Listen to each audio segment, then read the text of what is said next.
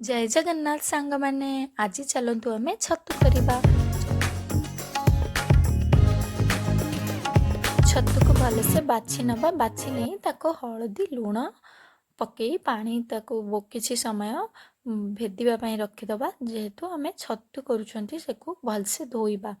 धोई सारा पर छांकी नवा, छांकी नहीं सारा पर ताको मसला प्रस्तुत करबा। आमे आज हांडी रे तैयारी करबा, सेति पई आमे सब मैग्नेट करके हांडी रे डायरेक्ट पकेबा। सेति पई आमे फर्स्ट नवा सोरिष, किछि सोरिष गुंड, सोरिष पाउडर भी मार्केट रे मिलुची, तमे सोरिष पेस्ट भी नहीं पारिबो। तापरे हल्दी लुण आंबुल कंचा लंका, लंका गुंड, जीरा गुंड, गोटा जीरा, तेल सबू भलसे मिसई दबा।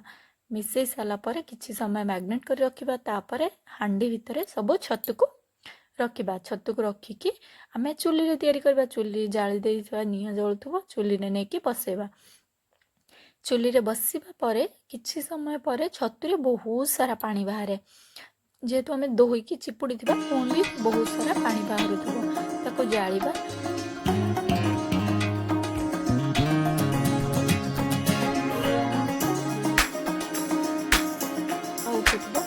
तो देखिबा, ढांकणा खोलिबा, देखिबा छतु टिके सिझी आसथिबो। आउ छतु एई छतुटा टिके बेसी सिझेनी, टिके टाण टाण रुहे, सेतिपा एमती कले बहुत टेस्ट लागि थाए।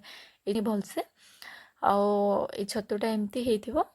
तापरे किछि समय पानी मरिगला परे से छतुर पुणी जाळिबा। जाळिबा हांडी रे जेमती टिके पोड़ी पोड़ी आसथुबो से छतुटा। तापरे बहुत टेस्ट भी लागिबो। सेटा छतु पोड़ाटा हमर बहुत टेस्ट भी हो।